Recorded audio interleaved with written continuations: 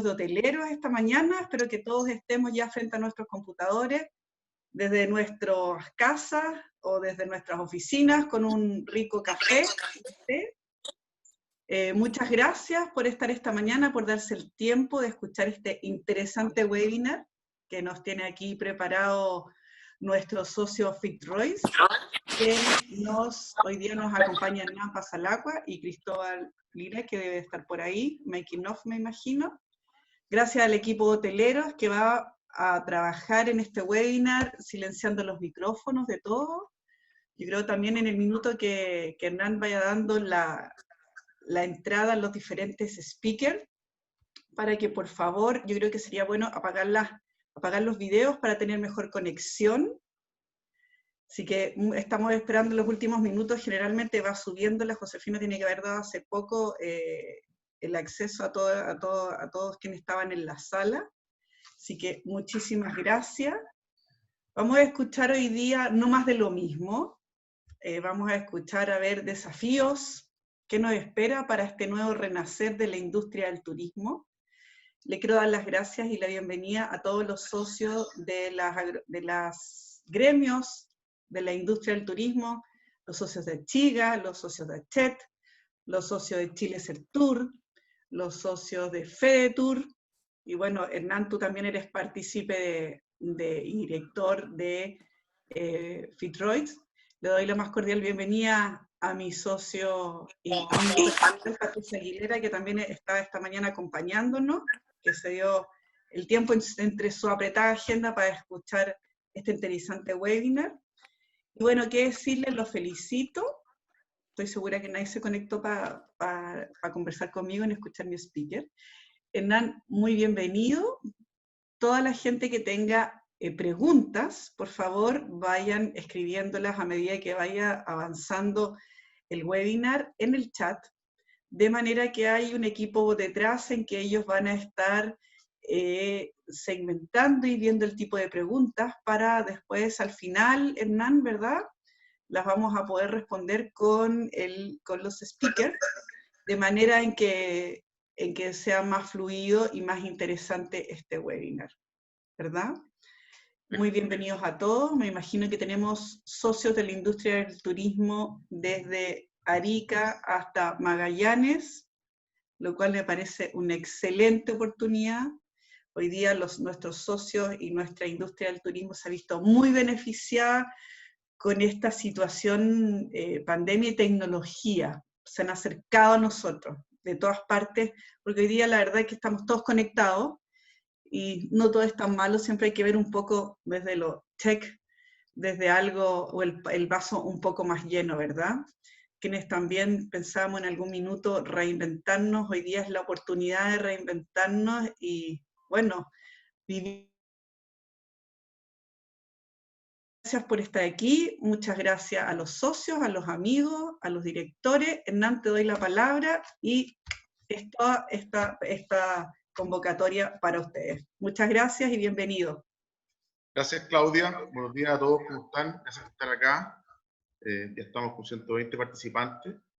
Bueno, tenemos aquí socios de FedeTour, de hotelero, también nos ayudó a distribuir esto a CHET, a Chica, así que muchas gracias a ellos, y por supuesto a los expositores que también hicieron su esfuerzo de promoción.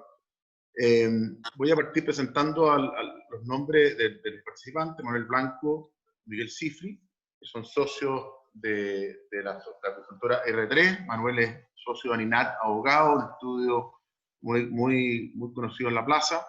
Después está John McCarthy, que es de Leisure Partners.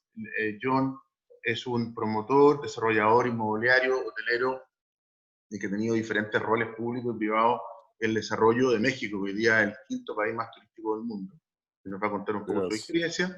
Iván Poduje, arquitecto urbanista, especialista en la ciudad, que también muchos de ustedes lo conocen, porque obviamente es alguien que tiene una opinión pública importante. Bueno, vamos a ser respetuosos con el tiempo, porque todos tenemos que hacer otras cosas más, y vamos a partir con una pequeña presentación, que les voy a hacer yo ahora, muy corta, para colocar en contexto un poco dónde estamos en el mundo y qué es lo que está pasando. El título de la canción acá es Oportunidad y Desafíos. ¿Por qué? porque obviamente una cosa es la crisis que estamos viviendo hoy día desde el punto de vista financiero, el drama de muchas empresas, de muchas familias, en fin, que esto es mundial, no solamente en Chile, y cada país tiene su realidad, pero al final del día, ya después de un semestre de esta crisis, podemos empezar a ver oportunidades, desafíos, y ver un poquito de claridad en el horizonte. Entonces, para colocar en contexto esto, ¿vale?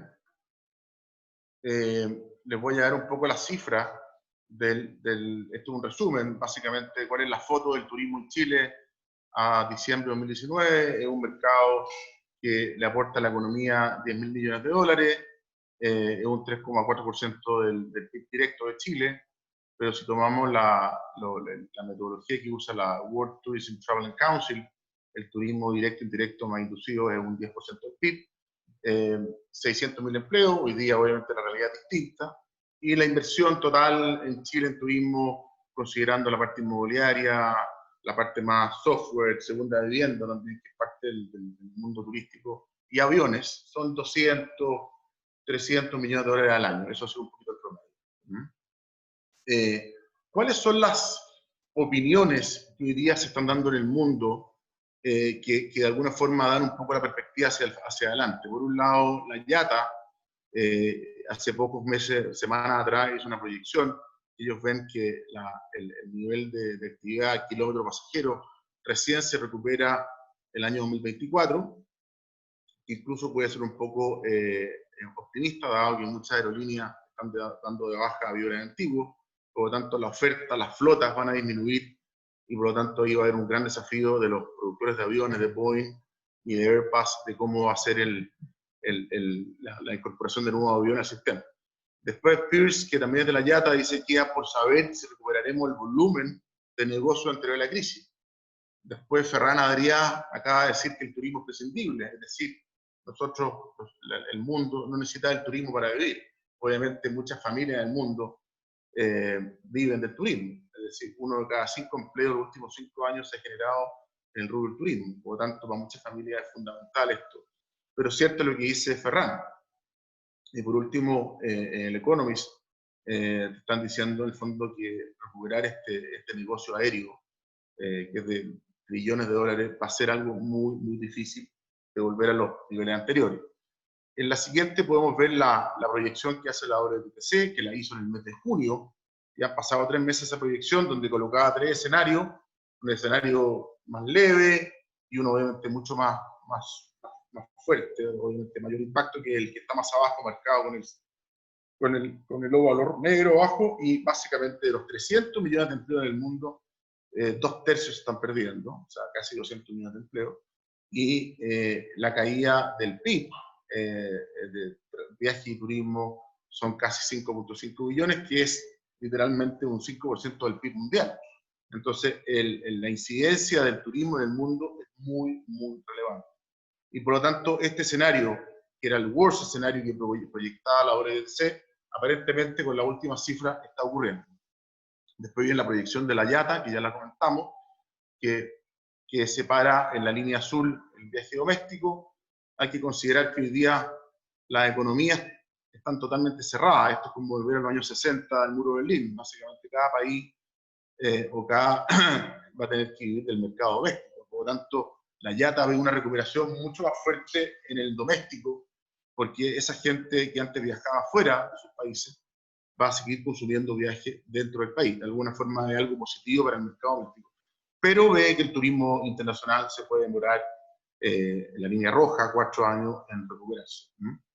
Okay. Y después finalmente está la proyección que hace FEDETUR, el equipo de la Helen Coyumbi, que está aquí presente seguramente, con la Verónica Kunze, que es la economista de FEDETUR, y acá también hice una proyección de 3 escenarios, de negativo a positivo, y esto fue hace un par de meses ya, y por lo tanto hoy día podemos pensar que más bien estamos en el escenario entre moderado y negativo, ¿cierto? Que serían entre 32 a 51 meses la recuperación del turismo receptivo. Obviamente el turismo interno, que es el doméstico, va a depender de que pasemos a la fase 5, hoy día estamos en algunas comunas fase 3, fase 2, por lo tanto hay que esperar un par de meses que esto se abra para que podamos viajar al menos dentro de Chile. Y finalmente, acá hicimos un análisis interesante, los efectos del PIB en la economía. Si se fijan en la tabla de arriba, aparecen los 7 países más turísticos del mundo, en cantidad de turistas. Dejamos fuera de los 10 a China, Tailandia y Turquía, porque las cifras no nos parecieron que estaban bien, y dudo mucho las cifras de China. Pero acá está Francia, España, Estados Unidos, Italia, México, UK y Alemania. Ahí está el ranking de competitividad del World Economic Forum, el porcentaje del PIB en su economía según el WTC, que es la misma metodología para todos los países del mundo, por lo tanto esa información de alguna forma es homogénea, muertos por millón, y la caída del PIB del segundo trimestre, es decir, abril, mayo, junio, y esa data la maneja el Banco Mundial, y uno puede ver ahí que los países más turísticos del mundo tuvieron una caída en promedio de un 17% del PIB. Y también hay una correlación directa entre más muertos, más caída del PIB. Y después pusimos los 4 principales países de Sudamérica, Chile, Perú, Argentina y Brasil. Están los rankings de competitividad, el más competitivo Brasil, después viene Argentina, perdón, Perú, y Chile sería 52. Y curiosamente el país más turístico según el WTC es Chile. Un 10% se explicaría la economía por el turismo. Y la caída del PIB está entre 14, en el caso de Perú es una cosa excepcional, menos 30% de PIB, y el promedio de estos 4 países es 18%, y bastante parecida a la realidad también de Colombia, Ecuador y otros países. Uruguay obviamente sale a la norma,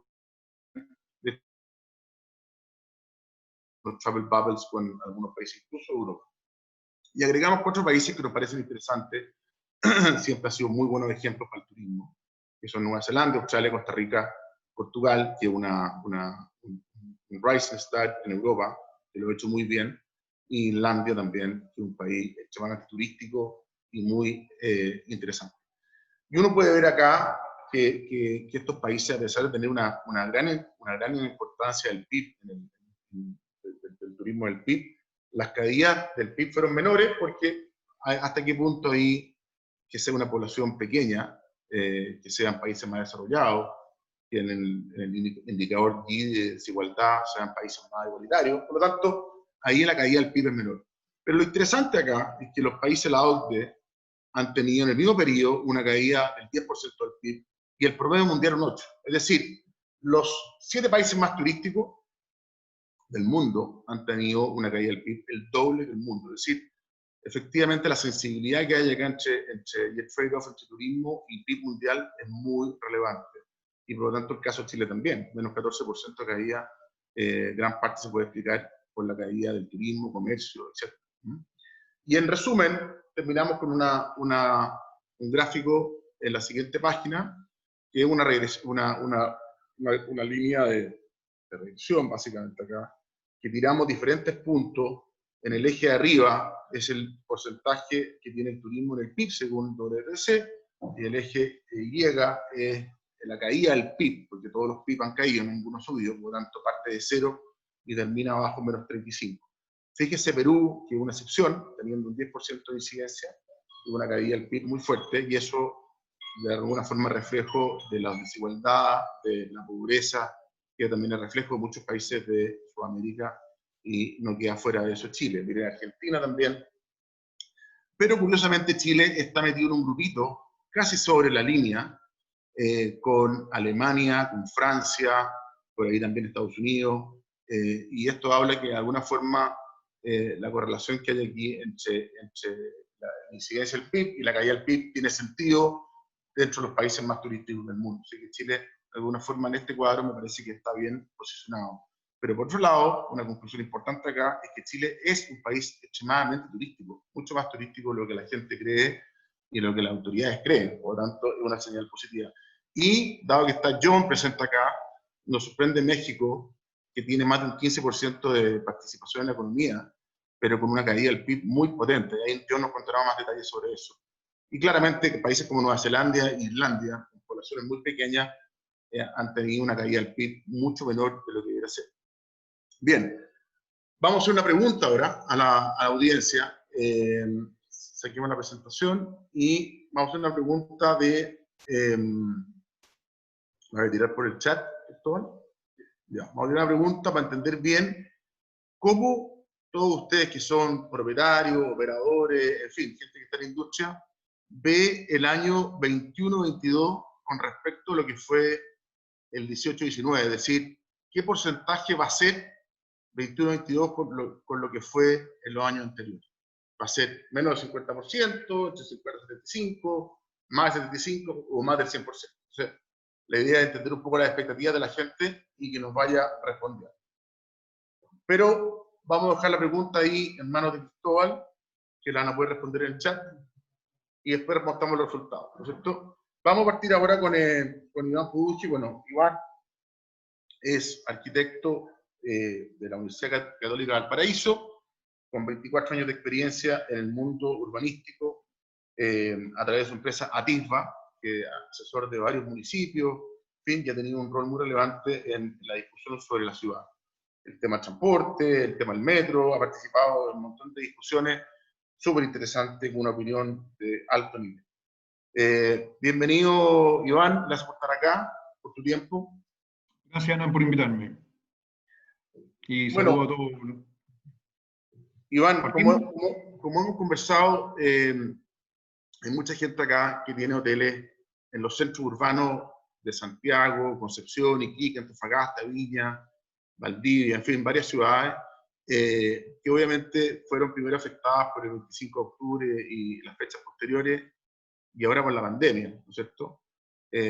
Uno ve las cifras de Europa, ahora los turistas estos últimos 3 meses fueron a zonas más rurales antes que urbanas. Las ciudades como que de alguna forma, por el contagio, por todo lo que significa la ciudad, han perdido un poquito, por un rato, esto puede ser transitorio, han perdido un poquito interés. ¿Cómo ves tú el futuro de Bellavista, Las Tarrias, el Barrio Italia, el Centro Histórico Santiago? No te olvides que hasta octubre año pasado teníamos prácticamente todos los días 10.000 turistas dando vuelta por la ciudad. Uno los veía en los buses rojos, ¿no es cierto? Y hoy día no hay ningún turista. Muchos restaurantes que estaban ahí en Las Tarrias, Bellavista, se están yendo a Vitacura en nuevas posiciones. Entonces, ¿cómo ves tú el futuro de estos barrios y qué desafíos ves? Bueno, primero, muchas gracias por invitarme, Hernán, y a todo el equipo. Aprovecho de saludar a todos los emprendedores y colaboradores vinculados a la industria del turismo por el duro tiempo que han pasado. Esta es una industria que ha sido afectada no solo por el COVID, sino que fue afectada antes por la violencia de octubre, del estallido, y particularmente en algunos de los barrios que tú señalas. Entonces, primero, mandarles un abrazo y tratar de que esta actividad se reponga pronto. No estoy de acuerdo con Adrián. Yo creo que el turismo es imprescindible, porque el turismo tiene que ver con la calidad de vida de la gente. La gente sale a descansar, y sin descansar no se vive. Por lo tanto, el turismo es parte del descanso de las personas también. Probablemente el señor Adrián tiene todas sus necesidades resueltas, entonces considera que esto es imprescindible, pero para el grueso de los chilenos es muy importante salir a vacacionar, tanto en el verano como en los fines de semana largos. Dicho eso, quisiera abordar lo que tú dices desde dos miradas. La primera mirada tiene que ver con la vigencia o no de ciertos barrios. Primero, decir que esta es una enfermedad urbana, 100% urbana. Igual que la gripe española, igual que la viruela, son enfermedades que se propagan en entornos consolidados. Por eso es que es un error hablar de países afectados, hay que hablar de ciudades afectadas. O sea, no es Argentina la afectada, es Buenos Aires fundamentalmente. No es Perú, es Lima y Trujillo. Y no es Chile. Por cierto, que es Santiago, que tiene un 85% de los fallecidos. Entonces, en ciudades, además en países centralizados, con grandes ciudades, el problema se concentra en estos asentamientos urbanos. Y por lo tanto, hay dos reacciones ante eso. La primera, obviamente, es reducir las aglomeraciones y reducir la presencia de personas en la ciudad, que es lo que se hace a través de las cuarentenas o las restricciones de movilidad. Y lo otro es definir medidas de mayor largo plazo para que los problemas que reventaron con el COVID, pero que eran anteriores, no se vuelvan a producir. Ejemplo, el hacinamiento en las viviendas o el hacinamiento en el transporte. Ya eso era un problema antes del COVID y un problema que se agravó con el COVID. ¿Ya?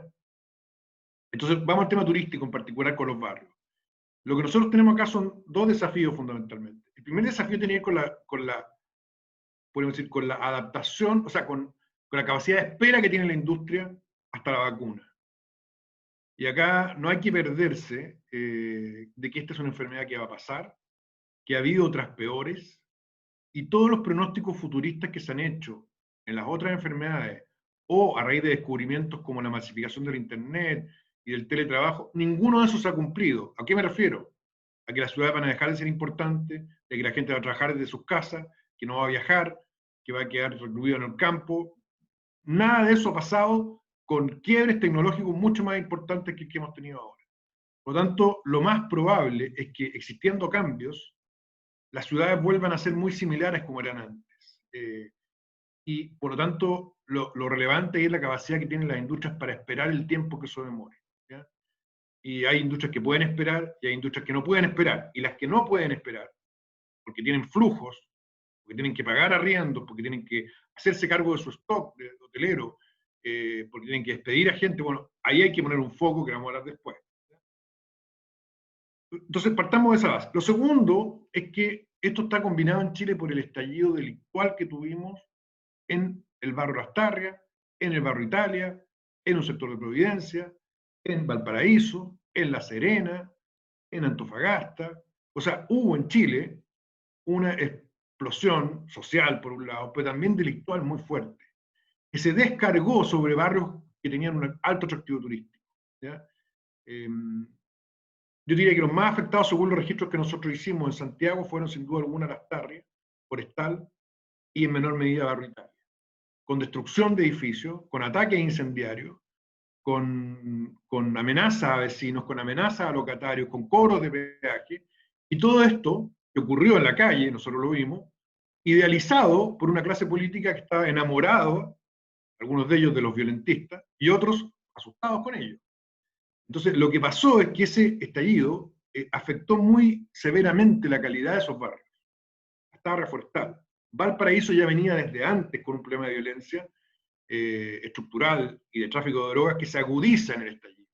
Entonces, nosotros no podemos analizar el efecto de la pandemia sin considerar previamente que toda la industria urbana y particularmente la turística fue muy golpeada por esto. No olvidemos que se quemaron hoteles, Principado de Asturias, se quemaron restaurantes, se saquearon restaurantes y hoteles, no solo acá. Entonces, eso es un primer factor. Y un segundo factor es pues cómo la pandemia pega y obliga a mantener ciertos lugares cerrados y le quita flujo a los lugares que ya están.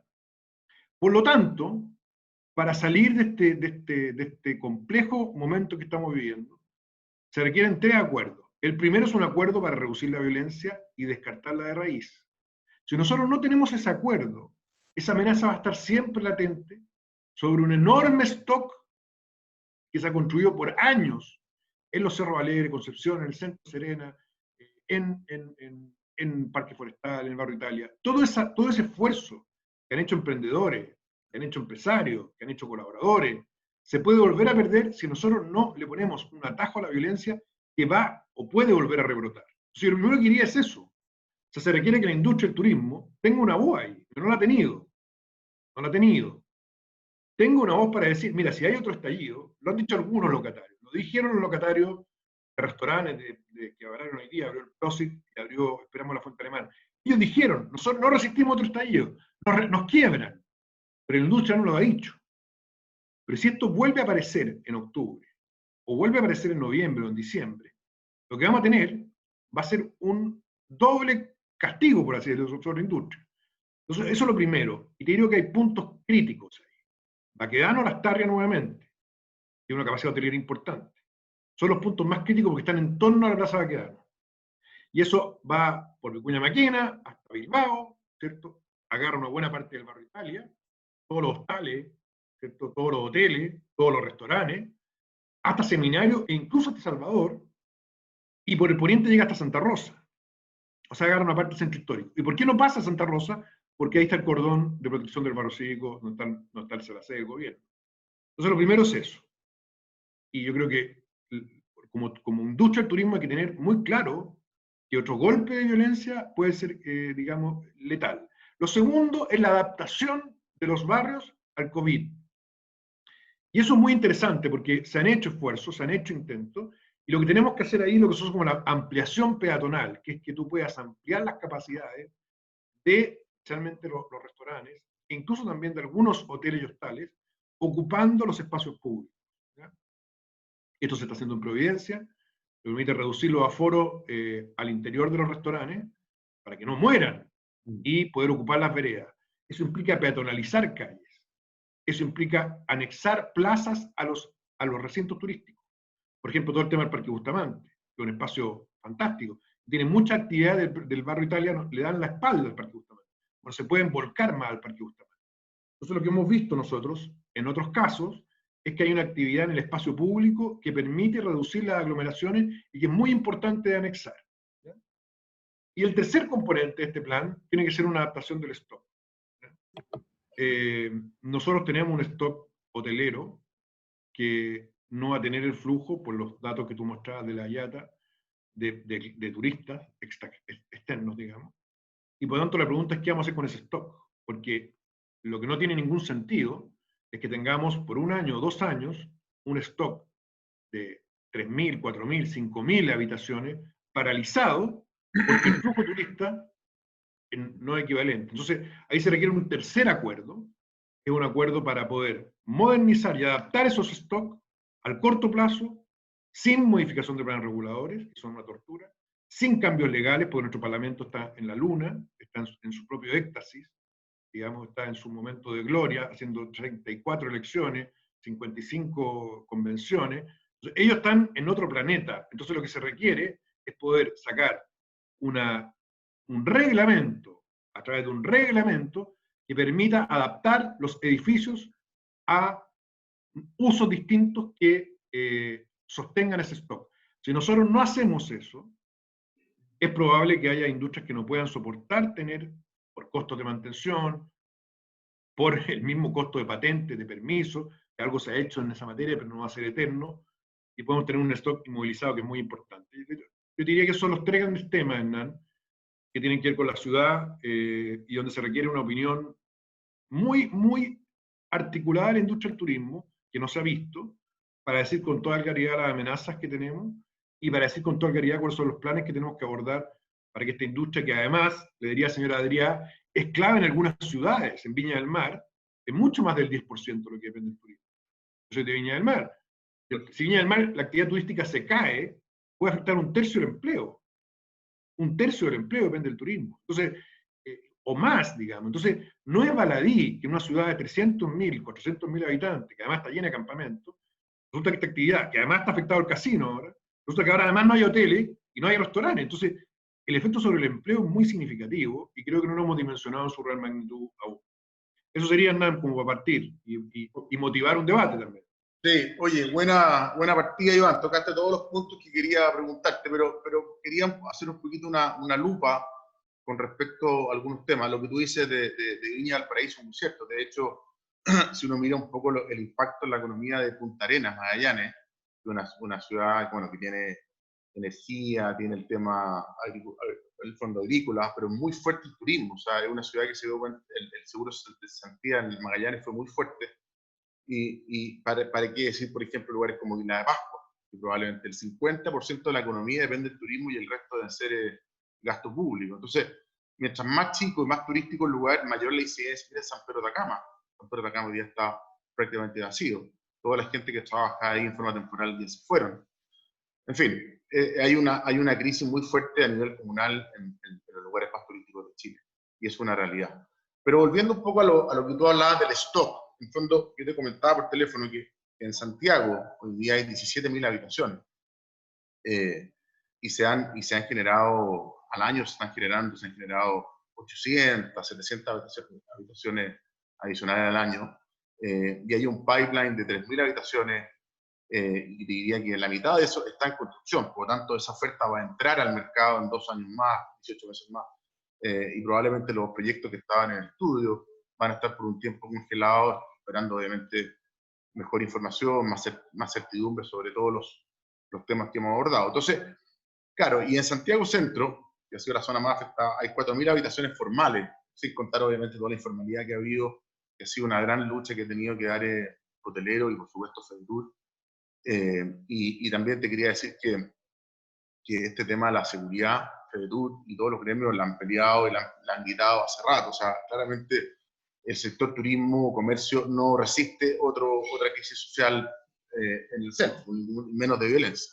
Entonces, ¿qué se puede hacer con esas 4.000 habitaciones en el centro? Que probablemente en los próximos 12 meses puedes tener un mercado doméstico, pero de aquí que se abran las fronteras pueden pasar 6 meses, no lo sabemos, nadie sabe eso. Entonces, claro, lo que tú dices de esto, de tener un reglamento que te permita darle un uso alternativo como cowork, mini bodegas para todo el tema logístico, eventualmente multifamily, que está muy de moda, que es el arriendo de departamentos, manejado por un solo propietario, oficina, obviamente un mercado inmobiliario que va a cambiar muy fuerte, por lo tanto quizá más que necesitar más metros cuadrados, el centro va a desocupar metros cuadrados en oficina, por lo tanto va a haber más ociosidades, metros cuadrados desde hoteles, oficinas, en fin. Entonces, ¿qué harías tú como propietario de un hotel hoy día en el centro, o Bellavista, o esos barrios más turísticos? Bueno, yo creo que es súper importante hacerlo en conjunto, ¿eh? Porque más allá de Bellavista o Santiago Centro, Miraflores, etcétera, ¿por qué yo decía que sea un reglamento? Porque tú sabes que los hoteles se pueden localizar en ciertos sectores de la ciudad y que no siempre son iguales a los sectores donde puedes tener residencia. Podría ser que coincida. Entonces tú a veces no puedes, por ejemplo, adaptar ese edificio para arriendo si es que no hay un uso de suelo compatible. ¿Ya? Entonces lo que yo decía a través del reglamento es que los cuerpos que norman el desarrollo urbano son básicamente 3. La Ley General de Urbanismo y Construcciones, que la modifica el Parlamento, y yo me olvidaría absolutamente cualquier intento ahí. La Ordenanza General, que la modifica el Ejecutivo mediante un decreto, cuanto que no requiere pasar por el Parlamento, sí por la Contraloría, y los planes reguladores comunales, que son básicamente una pesadilla cambiarlos. O sea, estamos hablando de que un cambio en un plan regulador generalmente puede tomar 3, 4, 5 años. No es que sea una pesadilla, pero para los tiempos que estamos hablando nosotros es incompatible. Entonces, por eso decía que al medio de esto está la ordenanza general, que es un reglamento que a partir de artículos que podrían ajustarse, dada la coyuntura, permitan que se flexibilice la adaptación de los stocks desde el punto de vista normativo para que puedan recibir patente y poder funcionar como arriendo, poder funcionar como hoteles, como oficina, lo que sea tú, espacios de cowork. Ahora, una cosa que está muy en boga en las ciudades es el affordable housing. El affordable housing es una vivienda de acceso a sectores medios. ¿Ya? El problema que tenemos nosotros básicamente en Santiago, y en todas las ciudades eso ocurre, es que los salarios crecen a la mitad que el precio de las viviendas. Entonces las viviendas, básicamente lo que está pasando en las familias es que no logran juntar el pie para comprarse su vivienda, entonces tienen que arrendar. Y en algunos casos es arriendo urgente porque es un arriendo vulnerable, porque son familias que viven hacinadas. Es como un 10% de los hogares de Santiago. ¿No? Entonces, ¿qué es lo que uno esperaría? Que parte de esta oferta, de estas camas, de estas habitaciones, pueda destinarse a un affordable housing, pero como una política pública. ¿Entiendes? No solamente por mercado, o sea que hay una política pública, que los subsidios de arriendo que tiene el Estado se puedan canalizar a ciertas infraestructuras que van a estar desocupadas o subutilizadas. Porque si es puro mercado, es muy difícil que se pueda equilibrar eso. Entonces yo creo que se requiere ahí un esfuerzo del Estado. Esto no implica tanto más recursos, porque los recursos de los subsidios de arriendo ya están. Entonces lo que estamos diciendo básicamente es que se puedan canalizar hacia edificios que van a quedar con stock sobreofertado y que además tienen buenas ubicaciones. Oye, Iván, eso es súper interesante. De hecho, eso lo conversaba otro día con un amigo concejal que había estado visitando Bilbao, que probablemente es ciudad que tú conoces. Sí. Y en Bilbao tiene la mejor calidad de vida del mundo y efectivamente la inserción social, cuando lo hacían a través de subsidios a la demanda. Es decir, en el mismo edificio, con las mismas terminaciones, vive gente de $50.000 de ingreso al año y gente de $20.000 al año, porque en ese edificio también había gente de ingresos menores, pero con un subsidio importante a la demanda.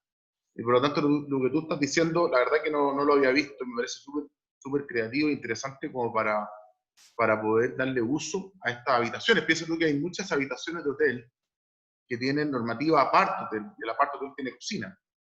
Por lo tanto, perfectamente puede ser un departamento de 80 metros cuadrados para 2 personas, que sin duda que es atractivo.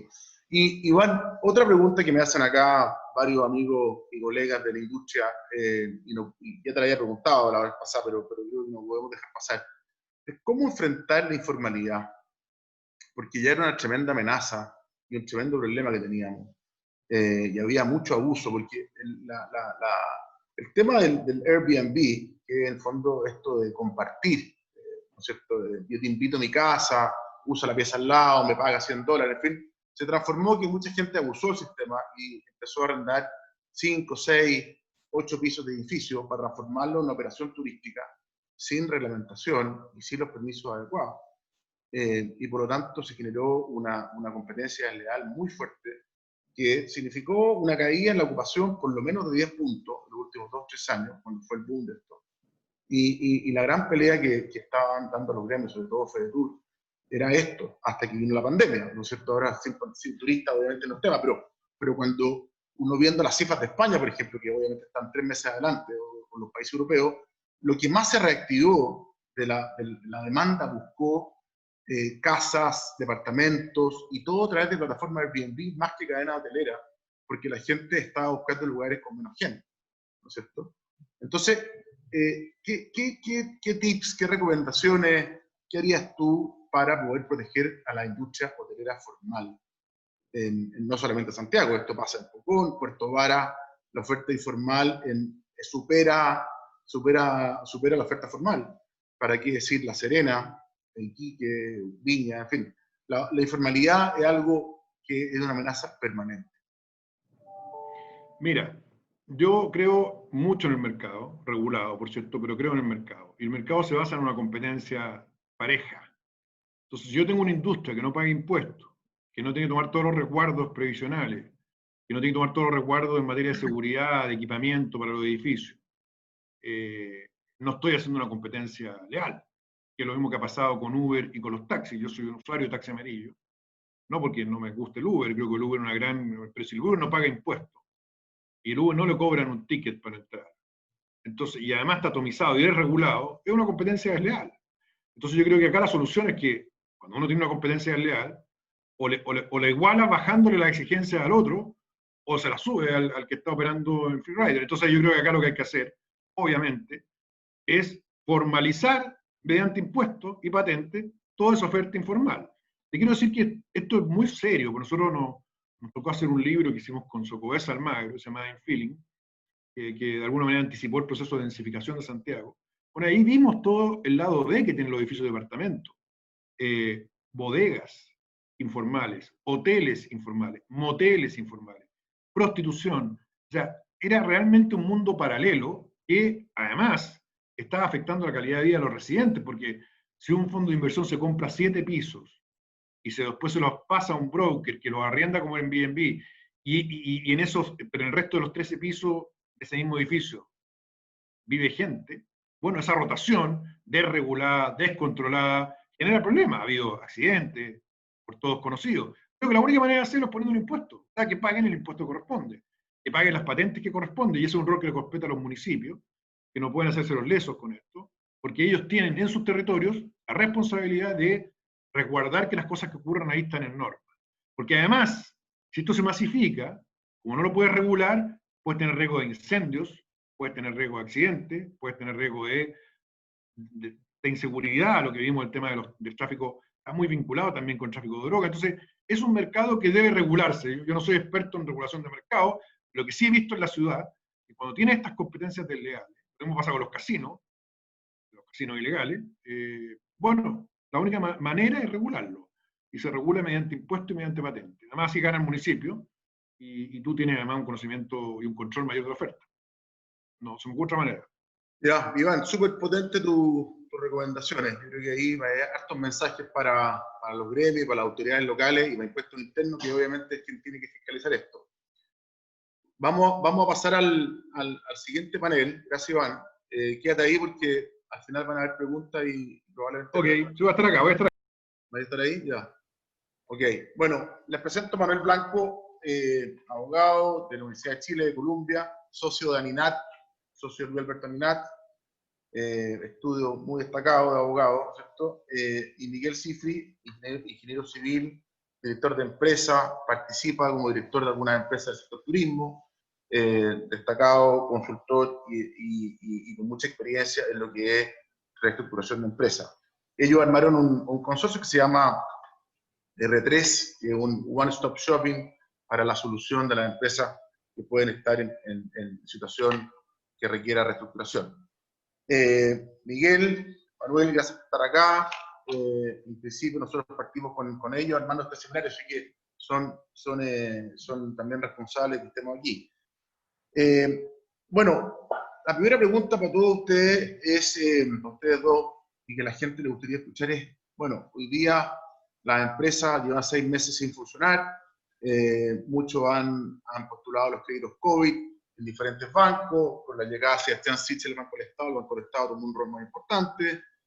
Por otro lado está el Seguro de Cesantía, todas las empresas obviamente han renegociado pasivos, tanto con los bancos, instituciones financieras, en fin, capital preferente. Todo el mundo está hoy día preocupado de manejar la caja, que es lo más importante, y poder prepararse para la apertura. Ya vimos la última semana en algunas comunas la apertura de restaurantes, solamente en terraza. La verdad que ha sido exitoso la primera apertura, o sea, la gente quiere salir a comer, ¿no es cierto?, por la experiencia y obviamente verse con los amigos y poder salir de la casa después de 6 meses confinados. Entonces, la primera pregunta para usted, ¿cómo ven hoy día al sistema financiero, los bancos, el capital preferente? ¿Cómo ven el apetito por financiar, apoyar a la industria turística, / inmobiliaria, comercio, restaurantes, etcétera? Bueno, buenos días, Hernán. Buenos días a todos. Primero que nada, muchas gracias a FEDETUR, a Fitzroy y al Consorcio Hotelero de Chile por organizar este seminario, que creo que era muy importante.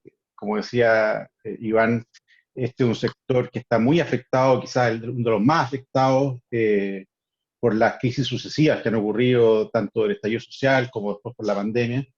Y era importante, por lo tanto, tratar el tema desde esta perspectiva. Lo que tú decías, Hernán, ratifica que Ferran Adrià está equivocado. Pues el turismo es muy importante, la gente son animales sociales. Tienen que juntarse, no podemos vivir confinados para siempre. Y por lo tanto, la solución que ocurra, que haya que darle al sector, es una solución vital para la ciudad. Ahora, hecha esa pequeña introducción, el sistema financiero, nosotros lo hemos visto receptivo. Esta es una crisis, o es una cadena de crisis político-social, unidas por una crisis sanitaria, que es externa o exógena a la operación del turismo. En el sentido que claramente no estamos hablando de malas administraciones, de malos modelos de negocio, de empresas inviables, cuando se fundaron y cuando se han desarrollado, sino que simplemente han sido afectadas externamente por situaciones graves de distinta naturaleza que los han llevado a una estrechez financiera significativa y que hay que abordar, porque es un problema generalizado y que no se limita tampoco a la industria del turismo, obviamente. Y en ese sentido, como te digo, hemos visto que el mundo del financiamiento es receptivo, ha sido receptivo. También están los apoyos que el Estado ha estado dando desde el punto de vista de créditos, con créditos blandos, con garantía del Estado, subsidios laborales, la posibilidad de todos estos apoyos para no tener que provocar, para evitar despidos masivos, etc. Y por lo tanto, eso le ha dado cierto respiro a estos negocios que de un día para otro tuvieron que cerrar sus puertas. Y ese respiro, sin embargo, hay que proyectar el negocio al mediano y largo plazo. Es decir, bueno, porque, claro, la protección del empleo, los créditos FOGAPE que tú mencionabas, Hernán, son soluciones de corto plazo. El FOGAPE son capital de trabajo de 3 meses, ¿no es cierto?, con algunas facilidades de pago, que tiene que ser oxígeno suficiente para replantear el negocio a la luz de la nueva realidad. Los bancos tampoco son instituciones de caridad. Por lo tanto, si bien es cierto, comprenden la situación, la solución particular para cada uno de los actores que estén en esta situación de estrechez pasa fundamentalmente por reformular su plan de negocio a la luz de la nueva realidad y de manera de poder demostrar que en el mediano y largo plazo el negocio sigue siendo viable y por lo tanto que esta situación de estrechez transitoria se puede salvar con un financiamiento, como te digo, que va a saltar este bajón, pero que en el largo plazo es negocio tanto para el operador como para el banco. Diría que esa es la mirada general que te puedo decir de la reacción del sistema financiero ante la crisis.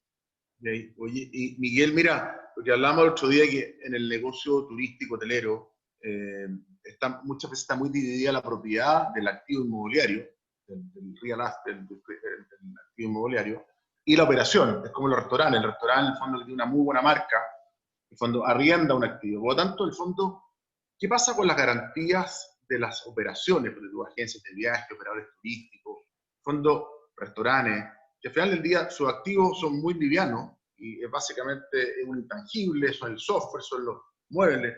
Entonces, ¿cómo, si tú tienes una deuda, no tengo idea, de 1.000 millones de pesos, o de 2 millones de dólares, lo que sea, ¿cómo el banco, aparte del aval, que al final del día incluye tu patrimonio personal, tu casa, tus cosas personales, se protege?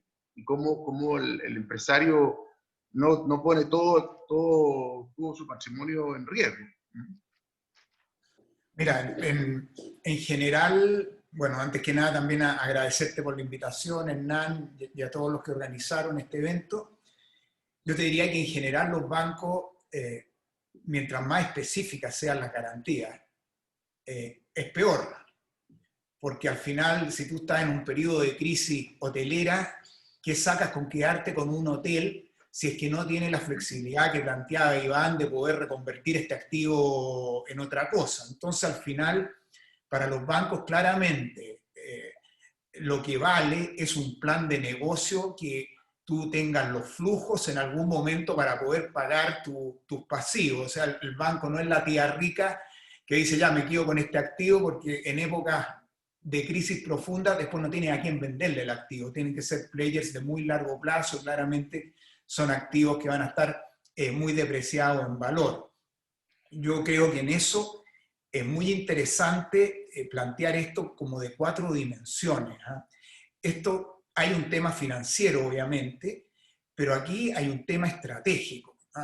Estamos en un periodo de tiempo que no sabemos cuánto va a durar, no sabemos este transiente hasta que probablemente haya una vacuna, que uno debería decir, con eso ya por lo menos voy a recuperar ciertos estándares, pero nuestra industria también depende de muchos factores que no controlamos, por ejemplo, tráfico aéreo. Imaginémonos que de aquí a 8 meses tenemos una vacuna, pero ¿quién nos garantiza que las líneas aéreas, que no sé, cuando Qantas empezó a viajar a Chile, se abrió todo un mercado de Nueva Zelanda y de Australia que antes les era muy complicado venir, o cuando la TAM abrió esa ruta? ¿Qué nos garantiza que con una vacuna eso vaya a ser de un día para otro? Entonces, creo que aquí hay temas estructurales que hay que ver que no dependen nuestro. Hay temas organizacionales. Uno antes, no sé, tú tenías un hotel y en temporada alta tú tenías ocupaciones de arriba de 90% en algunas semanas. Hoy día vamos a enfrentar también algunas limitaciones desde el punto de vista de la oferta. Hoy día es razonable pensar que en algún escenario ocupaciones de más del 65% por temas operacionales internos, ni siquiera aunque uno tuviera la demanda. Es decir, en un escenario mixto sin vacuna, ¿cuánto es lo máximo que nosotros podríamos recibir en un hotel sin exponer, digamos, a nuestros huéspedes y a nuestros trabajadores? Y vienen desafíos operacionales también, a todo el tema de los roles. ¿Qué pasa con los contactos estrechos de nuestros colaboradores en los hoteles? ¿Qué pasa si se nos se nos contagia alguien, pensando, no sé, nosotros, imagínate un hotel en Torres del Paine, que de repente tu cocinero tenga COVID. ¿Qué pasa? ¿Tú quiere decir que tú tienes que tener duplicado todos los roles en todo sentido, pensando que se te puede contagiar alguien clave? Entonces esto yo creo que hay que tomarlo no solamente como un desafío financiero, claramente esa es la condición necesaria, porque si no dan las lucas para llegar a final de mes, uno entra en una cosa de insolvencia, pero no es suficiente. Esto hay que mirarlo de manera mucho más amplia. McKinsey, para esta pandemia, hizo un modelo que le encantan los modelos, asociándolo a letras. Ellos hablan de las 5 R. Que la primera R es el resolve, que es en el fondo, son las necesidades básicas. Tú tienes que capear esto pensando en el tema de salud de tus colaboradores, en el tuyo. Después viene todo un tema de resiliencia, que van a ser aquellos que están con la caja necesaria para enfrentar esto, y los que no la tienen, tratar de empezar a actuar rápido, no llegar cuando tú estás en la UTI. O sea, claramente esto es como una enfermedad. Si tú llegas al banco cuando ya tienes el agua arriba de la nariz, la probabilidad de salvataje es mucho peor que si tú llegas cuando estás avisorando un problema y con un plan de negocio adecuado. Y después viene lo que ellos llaman el return, que es decir, cómo llevo mi negocio a la escala adecuada. Y aquí, cuando uno habla de turismo, habla de muchas cosas. Por ejemplo, no sé, el que tiene una empresa de transporte, el que tiene las vans para transportar pasajeros. Hoy día probablemente se ha abierto todo un negocio con el tema del delivery, en que lo que se necesita es transporte, de llevar productos de punto a punto, y probablemente el que tenía la van para traer pasajeros del aeropuerto o llevarlos a Viña, hoy día podría ocupar esa van en otras cosas. Y después viene todo lo que los gringos llaman en McKinsey el reimaginarnos, que aquí uno podrá estar de acuerdo o no. Iván planteó algo también de cómo va a ser esto después de la pandemia, cuando esto pase. Algunos serán más optimistas, otros serán más pesimistas, decir, oye, ¿cómo me imagino yo mi negocio? ¿Qué hábitos van a cambiar? O al final no va a cambiar ninguno, esto va a quedar como una pesadilla de un par de años y vamos a volver todos a hacer exactamente lo mismo. Y ahí claramente los que estén alineados y le achunten van a ser los grandes ganadores. Pero esto uno escucha y lee desde gente que cree que aquí se acabaron todo el turismo de negocio, que ahora va a ser todo vía Zoom, a otros que dicen, no, señores, aquí nosotros somos animales que necesitamos el contacto social, y esto apenas podamos, vamos a salir todos a encontrarnos de nuevo. Oye, Miguel, bueno, lo del turismo negocio y el tema del MICE, que es un nicho súper importante para Santiago, sobre todo por los centros de convenciones que hay acá, por la hotelería, que es muy corporativa, sin duda que va a sufrir, pero yo estoy de acuerdo contigo, aquí obviamente va a ser un híbrido, esto se va a potenciar, o sea, lo que estamos haciendo ahora es porque no tenemos alternativas, ¿no es cierto? Y obviamente hemos estado todos los días, nosotros, todas las semanas con 3, 4, 5 Zoom, y hemos estado haciendo todo un doctorado en diferentes temas, sobre todo las cosas que nos interesan. Entonces, ha sido una tremenda oportunidad porque ha sido muy eficiente, pero en largo plazo, obviamente las conferencias, los eventos grandes, las exhibiciones, tienen que volver, porque el contacto físico, el tocar el material, es algo que es inevitable, ¿no es cierto? Así que eso sin duda. Ahora, tú, Miguel, con tu experiencia en EcoCamps, en Patagonia, tú, por ejemplo, esta temporada piensas en abril, pensando en una conversión solamente al mercado chileno, en una tarifa distinta, en un producto diferente, o tú estás más por la opción de, cuando tú tienes un producto que es extremadamente de exportación, porque lo de ustedes de exportación, pensaba en el mercado norteamericano, a larga distancia. ¿Piensas cerrar? ¿Piensan operar solamente al mercado chileno? ¿Tenía alguna expectativa de que se abra la frontera en diciembre? Mira, desde el punto de vista de la reserva, no ha ido, la cosa no está mal, está bien. Nosotros estamos enfrentando hoy día otras restricciones, que es que nuestros futuros pasajeros puedan llegar, que efectivamente lo que tú mencionas de la apertura de las fronteras. O sea, no sé, yo tengo algunas relaciones profesionales en Estados Unidos, y en Estados Unidos hubo vacaciones, probablemente mucho turismo interno, pero tú vas a ver los parques en Montana, vas a ver los parques en California, y con todas las restricciones iba gente, y otra gente que la verdad que es menos sensible al tema del COVID, y ellos sentían que si no se perjudicaban ellos directamente y que en el peor escenario para ellos iba a ser una gripe fuerte, no tenían por qué estar sacrificando un tema vacacional. Se da probablemente una realidad social, familiar distinta a la que tenemos en Chile. Entonces, nosotros a tu pregunta directa estamos preparados para abrir en diciembre, probablemente un poquito más tarde de lo que se abre todos los años, pero hoy día nuestras grandes dudas van básicamente por temas que no definimos nosotros, sino que es si van a poder entrar aquellos turistas, si aquellos turistas van a tener que hacer una cuarentena previa de llegar a nuestros hoteles o no. Entonces son hoy día variables que no manejamos. Nosotros día a día somos un poquito más pesimistas. Creemos que esta temporada, sobre todo en lugares extremos como Torres del Paine, va a ser muy, muy compleja por este tipo de restricciones y también por temas operacionales internos. Uno piensa, ¿qué pasa si se te contagia en las Torres del Paine una persona? ¿Cómo es la evacuación de esa persona? ¿Cómo lo llevas, digamos, lo llevas de vuelta a su país? Son temas que no son menores de analizar cuando te pones caso a caso en esto. Hernán, déjame complementar un segundo. Déjame complementar un segundo. Dale, Manuel. Sí, para no quitarte demasiado tiempo, porque después tenemos a John, que tiene mucho que explicarnos también contando. Quiero un minuto, nada más. Sí, mira, quería hacer un poquito un wrap-up de un poco lo que decía Miguel y aterrizarlo, porque la caída del PGB está relacionada directamente con un aumento del desempleo y un aumento de los procesos concursales, sean reorganizaciones, sean quiebres. Y esos procesos concursales están directamente relacionados también con una falta de anticipación que hacen los operadores de lo que viene, particularmente en situaciones como esta, que es un problema generalizado.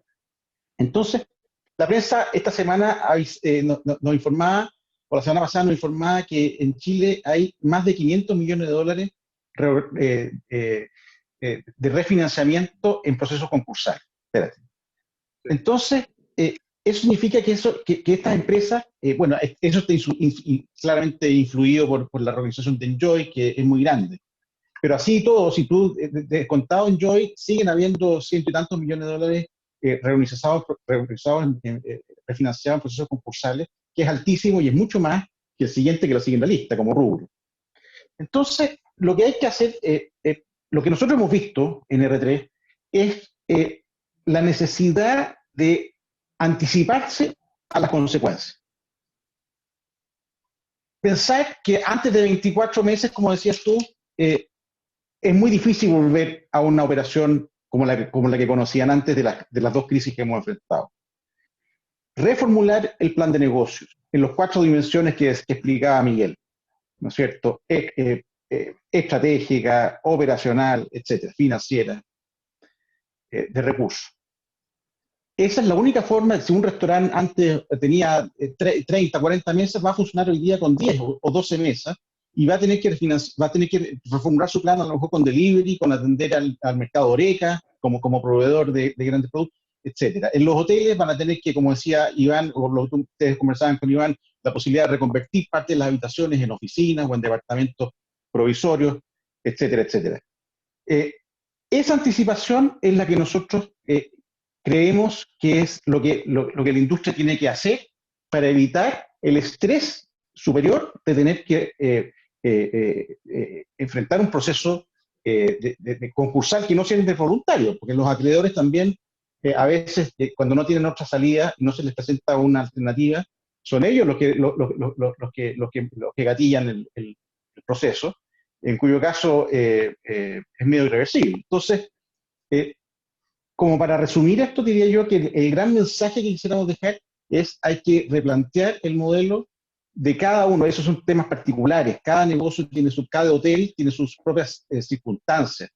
Dónde están ubicados, si su clientela o sus pasajeros son esencialmente locales o extranjeros, si los hoteles de alta gama como el que donde participa Miguel pueden reconvertirse al mercado local, porque claramente el mercado local no está pensado para ¿no es cierto?, para pasajeros en general de $1.000 diarios, por muchos servicios que puedan prestar. Entonces, es ahí donde está el eje de la cuestión.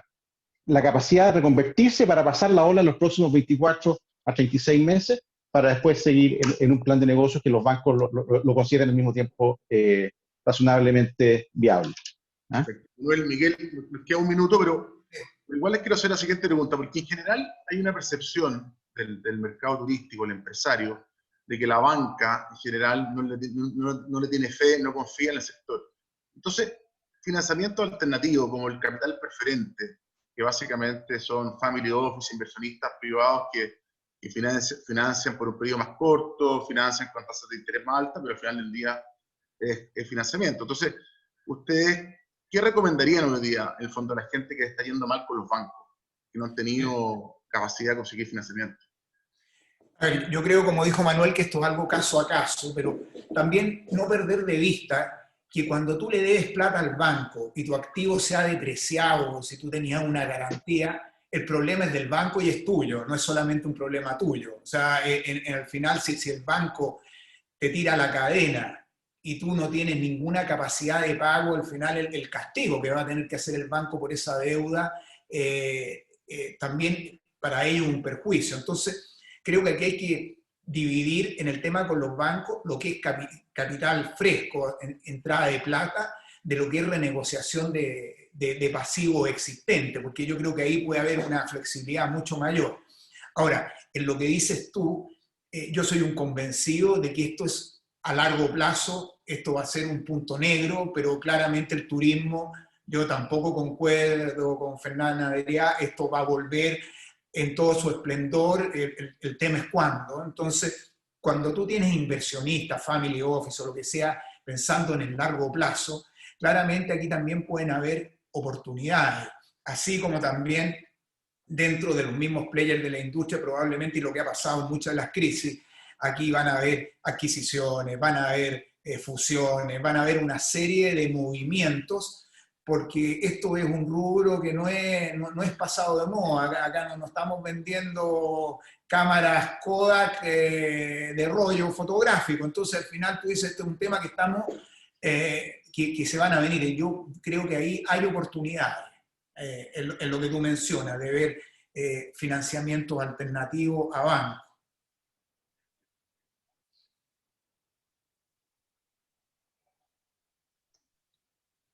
Estás en mute, Con el micro. Hernán. Estás sin micro. Ahí. No, de nuevo. Ahí sí. Ya, perfecto. Miguel, Manuel, muchas gracias. Gracias a ustedes. Gracias a ustedes. Vamos a dejar para el final una última pregunta, pero muy claros los puntos y espero que a la audiencia le quede claro un poco la alternativa y los caminos. Bueno, ahora estamos con John McCarthy, empresario mexicano, mundo hotelero, inmobiliario, turístico, además con un rol público. Fue de alguna forma como el presidente del Banco del Estado chileno, orientado solo al mundo turístico para potenciar el desarrollo turístico.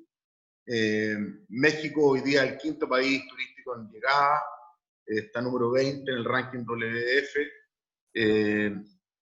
tiene una cantidad de polos de desarrollo turístico impactante, 15% del PIB corresponde a la economía del turismo, tiene un mercado emisor enorme que es Estados Unidos, sin duda, pero con una amenaza de una muralla de nuestro amigo Trump, ¿no es cierto? Pero obviamente, y además lo otro que John tiene una experiencia de un montón de crisis de todo tipo en México, sociales, políticas, de virus, en fin. En el fondo México ha sido un país muy resistente a diferentes crisis y ha sido capaz de sortearla y recuperarse muy bien.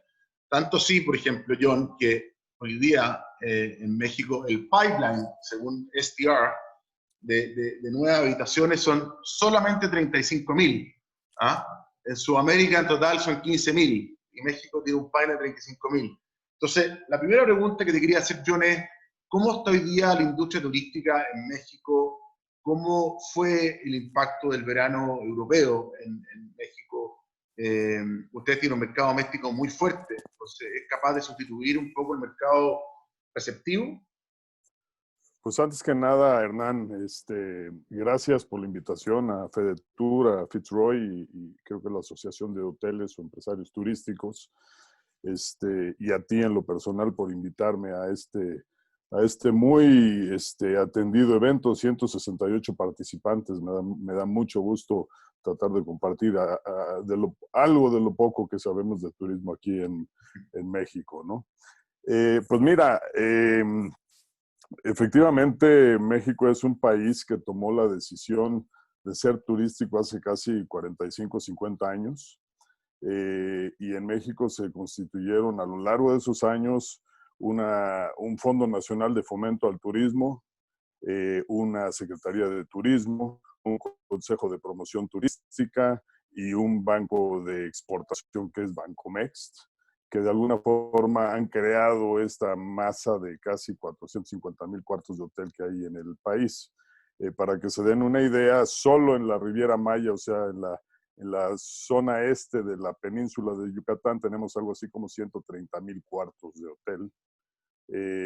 Y más o menos en esa zona, para que vean, en un lugar donde no había absolutamente nada hace 40 años, hoy tenemos 130,000 cuartos de hotel y una población como de 1,5 millones de habitantes, con el PIB per cápita más alto del país.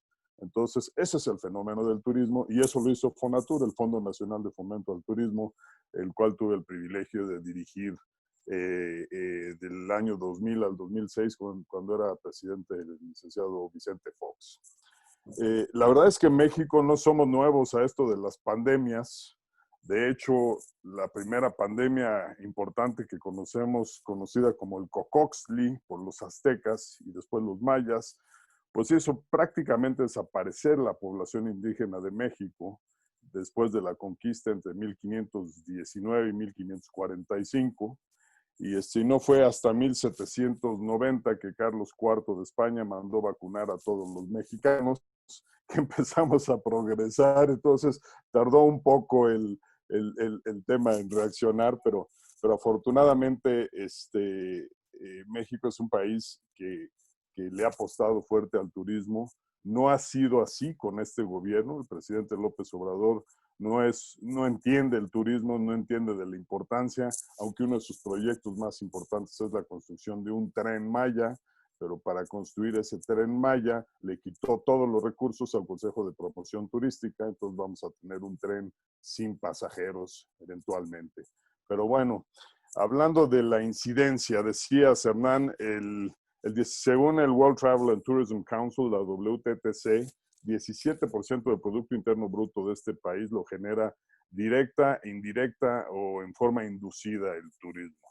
Y me explico, el PIB directo es más o menos el 9%, y cuando hablamos de toda la implicación, es que el automóvil que se construye en el centro de la Ciudad de México puede acabar siendo un taxi en Cancún, o el contador que trabaja para un grupo hotelero que vive a lo mejor en el norte del país, pues está trabajando para el grupo hotelero, pero en otra región, y entonces el efecto inducido es impresionante. Es tan impresionante que del 10-11% de la caída del Producto Interno Bruto que está sufriendo nuestro país en este momento anualizado, el 50% es al sector turístico. Y con todo respeto al señor Ferran, él no entiende que el turismo es mucho más que cuartos de hotel. El turismo son cuartos de hotel, son aviones, son arrendadoras de autos, son campos de golf, son marinas turísticas, son tiempos compartidos, son restaurantes y muchas otras jugadores, parques temáticos, etcétera, etcétera.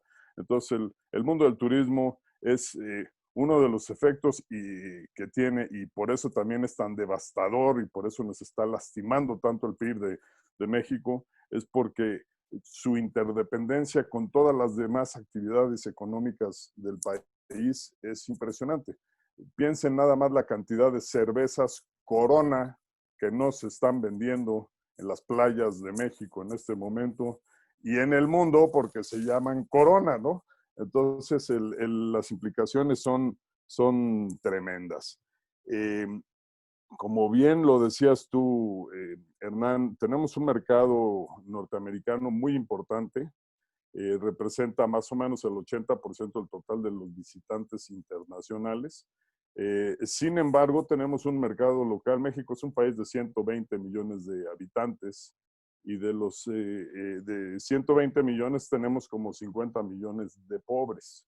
La gran decisión, lo comentaba yo en el foro ayer, no solo en México, en todos los países que tenemos lugares con pobreza extrema, tengo la frase muy bien en inglés y luego la voy a traducir al español, pero es, ¿do you defend life o livelihood?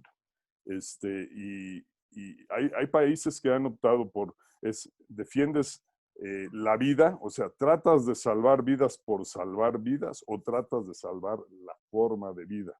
Y los países pobres como los nuestros, en donde tienes a un señor que te volea los zapatos todos los días, al señor que te vende los periódicos en la calle, al comercio ambulante, si le quitas la forma de vida, le estás quitando la vida para efectos prácticos porque no tiene otras alternativas. Los países ricos como Estados Unidos pudieron mandarle cheques a todo mundo y resolvieron el problema. Así está sucediendo en Inglaterra, en España, en Europa. De alguna forma han subsidiado el problema. En México eso no está sucediendo. Y entonces, de ahí la cuenta tan grande que tenemos, porque yo creo que se ha manejado en una forma que ni es una cosa ni la otra, y entonces el gobierno francamente ha manejado muy mal esta crisis del coronavirus. Creo que en México hemos vivido crisis muy bien manejadas. Tú decías que México ha vivido varias crisis, y yo hablaría de crisis locales y crisis mundiales. Ustedes recordarán que en el 2009 tuvimos la crisis del H1N1, una pandemia que, siendo presidente Felipe Calderón, básicamente hizo un lockdown del país entero y del país hacia adentro y hacia afuera, y con eso logramos contener lo que no hicieron los chinos. Logramos contener el H1N1, que era una plaga una pandemia casi tan grave como la que estamos viviendo, pero se contuvo totalmente en México. Mató la economía del país en su momento, pero además fue la tormenta perfecta porque sucedió precisamente lo que está sucediendo en este momento, de que tuvimos que cerrar la hotelería, tuvimos que cerrar la actividad económica. Básicamente estamos volviendo a vivir lo mismo. Pero además traíamos la crisis inmobiliaria y financiera de Estados Unidos en el 2009, una recesión mundial, y en términos turísticos, pues fue la tormenta perfecta, la de 2009 para efectos de México.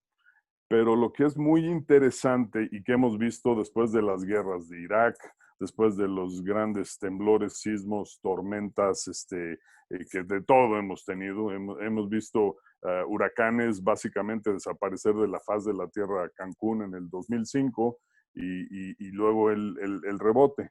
¿Y qué pasa? Y estaba yo viendo una gráfica que se ve acá atrás. Cuando el turismo cae después de cualquiera de estas crisis, las guerras, los ataques terroristas del 11 de septiembre, las grandes pandemias, etcétera, etcétera, así como hay una gran caída, hay una gran recuperación. Una recuperación que por mucho rebasa. Para los que les gusta cotizar acciones, vean lo que está pasando hoy con la acción de Tesla o el Nasdaq. Después de una gran caída viene una gran reacción. O sea, la B se da, pero con la B el lado derecho de la B sobre reacciona y luego viene una nivelación. ¿Y qué pasa? Pues que el ser humano es un ser social, es un ser que nuevamente, con respeto al señor Ferrá, a la gente le gusta viajar. La gente, sobre todo ahora que ha estado tan guardada, lo que tiene es deseos de salir a donde sea, como sea, y van a encontrar la forma de hacerlo. Estamos viendo conductas muy interesantes. Por ejemplo, he oído mucho de que llaman al Airbnb la economía informal del turismo en su país. Aquí en México, la Ciudad de México recibió el año del 2019 a 13,5 millones de turistas. De esos 13,5 millones de turistas, 1,5 millones llegaron a plataformas tipo Airbnb. No se puede ignorar este fenómeno que es parte, como decía alguno de ustedes, de la oferta y la demanda y de la modernidad, pero lo que sí se puede es regularlo, ¿no? ¿Y qué estamos viendo en este momento en particular? Haciendo un punto y aparte. Yo dividiría la realidad de México en este momento o qué va a pasar en los próximos meses. Básicamente podemos decir que va a haber conductas muy distintas del turismo nacional que del internacional. El nacional que puede viajar en automóvil lo va a hacer a destinos turísticos cercanos a su lugar de residencia, lo que llamamos drive-to destinations, que de esas tenemos muchas. Y, por ejemplo, hemos visto durante todo este verano un destino que ya venía muy a la baja, que ya era muy pasado de moda, como Acapulco, que seguramente han oído mencionar y muchos de ustedes seguramente lo han visitado.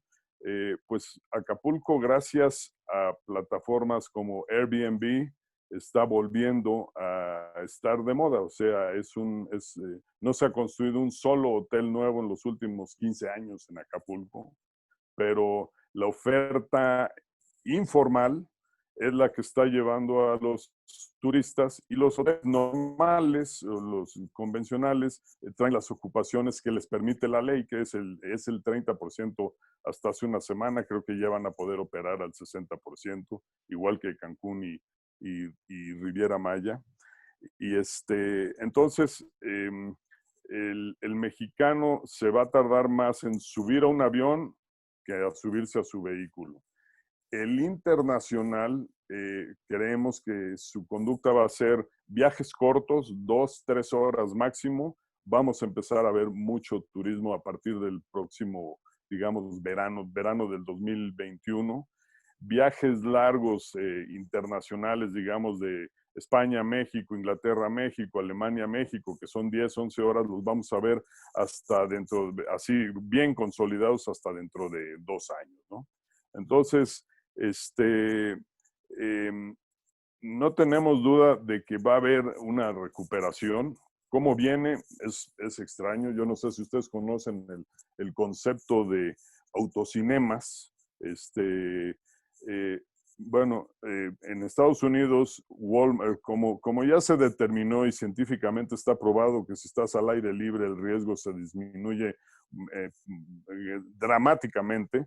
Me llama mucho la atención que los parques nacionales en Chile estén cerrados, por ejemplo. Por ahí leí un recado. En México Walmart en Estados Unidos ha convertido estacionamientos de sus centros comerciales a autocinemas. Y en México estamos viendo algunas empresas construir el autocinema más grande del mundo en Acapulco. ¿Por qué? Porque puedes estar afuera y no tienes que entrar a un cine y arriesgarte. Pero, en fin, estamos viendo mucha creatividad en la hotelería. Por ejemplo, ustedes no van a ver gran uso de los gimnasios dentro de los hoteles, pero lo que sí van a ver es clases de yoga, hiking, bici de montaña, salir a caballo, salir a pasear, caminatas, etcétera, etcétera. O sea, un cambio radical en las actividades, y el nombre del juego en turismo, sí, en turismo es creatividad. ¿Qué más puedo agregar a lo que se ha dicho? Los bancos en México se han portado extraordinariamente bien, han entendido la banca comercial. Se pasó, muchas gracias. Mire, esto funciona así. No sé quién tiene un micrófono por ahí. Por favor, apagar los micrófonos ahí, que lo tenga abierto, gracias. El sistema financiero mexicano ha entendido que esta es una crisis terrible. La vivimos en 93.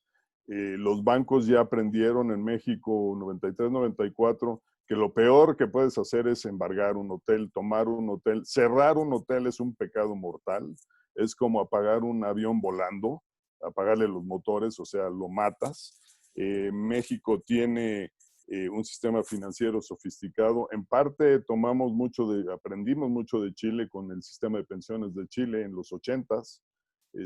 Y gracias al sistema de pensiones que tiene México, tenemos un sistema de fibras que son un poco como las REITs norteamericanas, y luego certificados de capital de desarrollo. O sea, tenemos acceso a muchísimo capital que nos va a ayudar a salir adelante, una bolsa de valores bastante consolidada. Y en términos generales, digo yo, muy buena la actitud de los bancos. Me preocupa qué va a pasar en abril, mayo del año que entra, cuando empiecen a tener que amortizar en serio los pagos, ¿no? Y si quieres, ahí te hago una escala para que puedas hacerme algunas preguntas, ¿no? Sí, oye, John, súper interesante el resumen. Aquí en el chat la gente está comentando que estaba muy interesante lo tuyo. Podríamos seguir varios minutos más en esto. Mira, yo tengo dos preguntas que me las puedes responder del orden que quiera. Uno, ¿cómo ves tú la industria aérea? Algo dijiste recién, pero en el fondo, ¿tú crees que los operadores domésticos, internacionales que tiene México, la capacidad instalada, eso va a caer, va a costar levantar los aviones? Y lo segundo es con respecto a los segmentos de mercado. Tú que estás en la negociación con las cadenas hoteleras y tienes relación con Hilton, con Marriott, con varios hoteles que has trabajado, ¿tú crees que hoy día, al fondo, la demanda va a estar más en el segmento mid-scale? ¿Qué va a pasar con el luxury? ¿Las tarifas van a tener que bajar? ¿O la tarifa va a ser irrelevante? O sea, primero se recupera la demanda, o sea, que la gente quiere viajar y la tarifa es un dato, ¿no es cierto? O bien se va a reactivar la demanda vía tarifa. Yo creo que tenemos que resolver el tema de movilidad. Sin movilidad no tenemos turismo, o sea, eso es una realidad. Y la gente va a tomar aviones porque tiene que tomar aviones, así como no tomarán cruceros, o sea, los cruceros tienen un problema muy, muy serio, o sea, las líneas de cruceros, las compañías de cruceros, porque es una elección tomar un crucero, pero tomar un avión ya sea para un viaje de negocios, que también es turismo, hay que recordárselo al señor Ferran, un viaje de negocio también es turismo, y si tengo que viajar a Santiago de Chile porque tengo que ir a ver a mi amigo Hernán y subirme a un avión, lo voy a hacer porque lo tengo que hacer. Quiero ir a Los Cabos porque el vuelo es de 2 horas desde Los Ángeles a Los Cabos y el trabajo que han venido haciendo las líneas aéreas me parece que lo han venido comunicando extraordinariamente bien. Están siguiendo muy buenos patrones de sanitización y de procedimientos de abordaje, de surtido de alimentos, etcétera, etcétera. Yo creo que la aviación va a regresar y va a regresar con fuerza, pero sí va a haber muchos muertos en el camino, porque sobre todo, o sea, lo que tenemos que entender es que la aviación en este mundo moderno no es un lujo ni es algo con lo que podemos no vivir. Es parte de la comunicación estratégica de un país.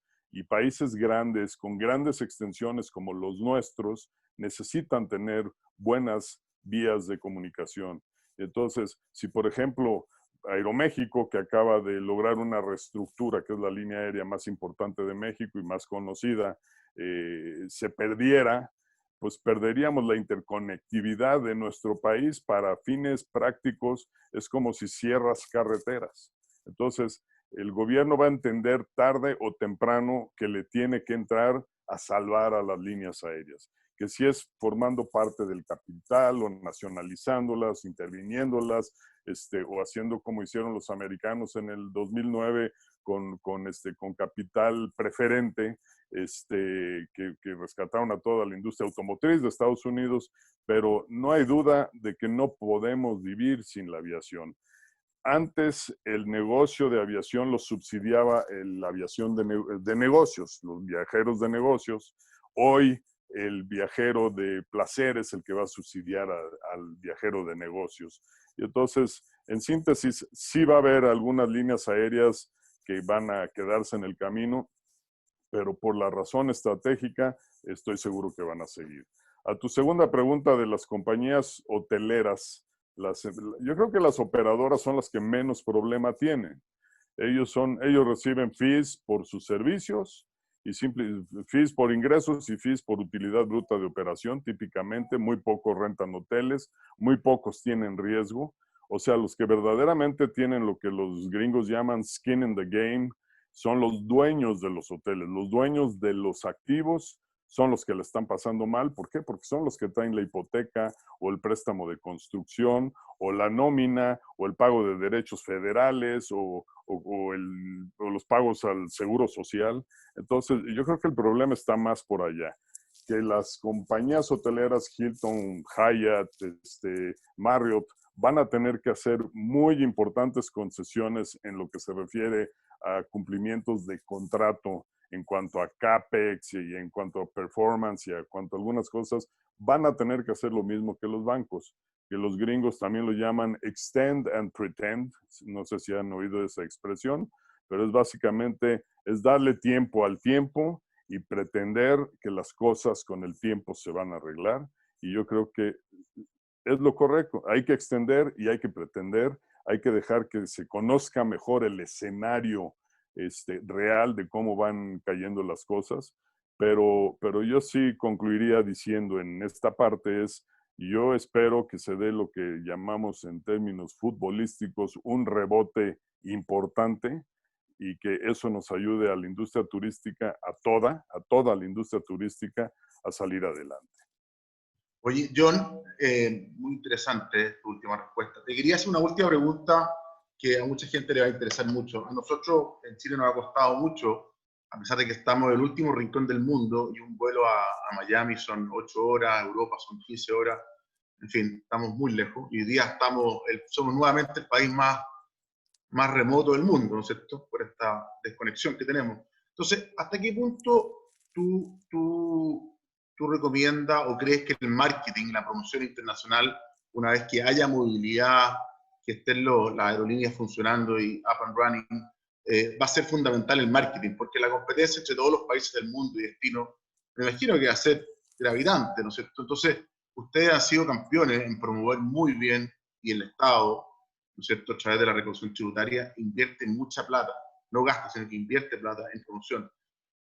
Allí nosotros los privados nos ha costado mucho convencer a la autoridad, al gobierno, a los parlamentos, en el fondo, a los poderes fácticos, en el fondo, la necesidad de promover y hacer inversión pública para poder atraer mayor demanda. ¿Cuál sería tu recomendación para nosotros? Bueno, como sabemos, la sangre del turismo son los turistas y el oxígeno de los turistas es la promoción. O sea, sin promoción no somos nada.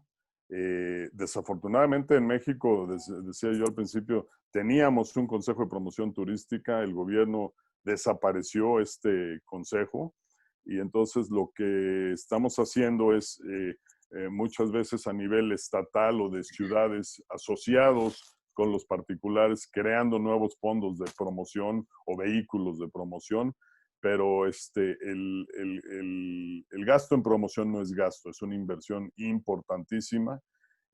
Hay que esperar al momento adecuado porque, como decía yo, los vuelos de largo tramo, los long haul, van a tardar más en regresar y entonces yo sé que ustedes no son un país tan poblado como México, pero hay que enfocarse más al mercado nacional para echar a andar los motores del turismo otra vez. Y como va a suceder en México, el primero que está regresando es el turista nacional y está regresando con fuerza. Cuando aún todavía estamos en un lockdown, pero con permisos para operar a 30, 50, 60% de ocupación en distintos lugares, pero la gente ya está saliendo, ya está viajando de preferencia en su burbuja, o sea, el padre de familia le gusta mucho la idea de un departamento, alguien lo decía antes, en Airbnb porque controla todo el entorno, todas las habitaciones, todo lo que sucede, cosa que no necesariamente sucede en un hotel. Habiendo dicho eso, los hoteles de marca han comunicado extraordinariamente bien los niveles de sanitización y la calidad de la sanitización, que de alguna forma mucha gente dice, prefiero irme a un Hilton que al Airbnb de Juan Pérez, ¿no? Porque estoy seguro que voy a tener mejor sanitización ahí. Pero... Claro. En resumen, John, en el fondo eso es lo que se llama el stay vacation, que fue también lo que pasó después de la crisis del 2008-2009 en Estados Unidos, que son viajes cortos, en auto, domésticos, de fin de semana, leisure, ¿no es cierto?, más economy y mid-scale, y así se recupera rápidamente, efectivamente, echar a andar los motores. Oye, John, muchas gracias. Vamos a publicar ahora la pregunta que hicimos al comienzo, para que vean un poco qué es lo que espera el mercado, o sea, el mercado más bien la audiencia, que podría ser una proyección del mercado, qué es lo que esperan para el año 2021 y 2022. Es decir, 45% está esperando que el mercado sea entre un 31 y 50% de lo que fue el 19, 18 y 19, que fueron años muy buenos, John, obviamente, y 31% espera que sea entre 50 y 70, solamente un 7% más del 100%, o sea, hay un 7% que espera que va a crecer, y no despreciable 17% que cree que esto va a ser bajo el 30%. Bueno, eso sería la encuesta, y para cerrar, nos quedan 5 minutos, le quiero dar a cada uno la palabra, un minuto cada uno. Iván, ¿alguna conclusión final de lo que escuchaste después y quieras hacer un wrap-up de lo que conversamos? Sí, yo creo muy interesantes las presentaciones. Creo que hay puntos en común, como la necesidad de adaptar el stock para que las industrias puedan sobreponerse a este periodo. Creo que también se planteó algo de fondo y que tiene que ver con que si después de la pandemia vamos a ser un país muy distinto, y John contaba el caso de México, efectivamente, con el H1N1, pero no solo eso es más reciente, todas las gripes que hemos tenido, todas las pandemias, han sido mucho más destructivas que esto. Lo que pasa es que ahora tenemos la información en línea y la sabemos, pero la verdad es que nuestras ciudades han sido azotadas siempre por pestes de este tipo, y se ha logrado sobreponer porque el valor de la aglomeración es mayor que el susto de la aglomeración, y porque la colaboración y el valor agregado que tiene juntar a la gente en un espacio reducido es mucho mayor que no juntarlo. Por lo tanto, mi reflexión final es que este mercado va a seguir, obviamente, después de esta pandemia. Probablemente hay innovaciones tecnológicas, pero los paisajes van a seguir siendo los atractivos, las ciudades y su cultura van a seguir siendo los atractivos, los mercados urbanos de aglomeración, de París, de Buenos Aires, Ciudad de México, van a seguir siendo los atractivos, y lo que tenemos que ver es cómo, incluso más que adaptarnos, cómo logramos que la industria sobreviva bien, pase bien este chaparrón. Y en el caso de Chile en particular, cómo evitamos que la violencia nos comprometa nuevamente y haga un efecto doble con la pandemia. Esa es mi reflexión final, pero mira, yo creo que hay que verlo, yo lo veo con optimismo, y la clave es reconvertir el stock y evitar que la violencia se instale. Esa es mi reflexión final. Súper bien, Iván. Muchas gracias por la palabra. Miguel, Manuel. Yo comparto la visión optimista de Iván de largo plazo. Yo creo que el tema de la experiencia es algo que llegó sobre todo con las nuevas generaciones y está para quedarse. Y eso probablemente uno no lo consigue vía Zoom. Por lo tanto, vamos a seguir juntándonos. Y yo como mensaje creo que lo importante es que lleguemos todos.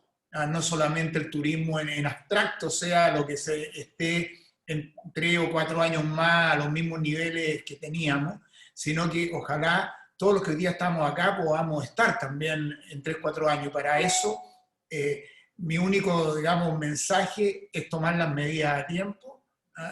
Esto, como decía yo antes, igual que una enfermedad, mientras uno llega más grave, las probabilidades de recuperarse son menores, entonces tomar el toro por las astas, y si uno ve que va a tener en su modelo, en su negocio específico, problema en los próximos 18 o 24 meses, es preferible adelantarse.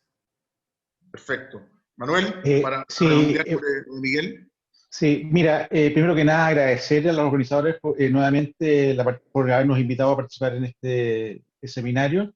Y siguiendo con lo que señalaba Miguel y citando al aforismo nos enseñó John, de Extend and Pretend, yo creo que para poder extender hay que tener un proyecto reformulado para que los bancos, para tener credibilidad frente a los financistas.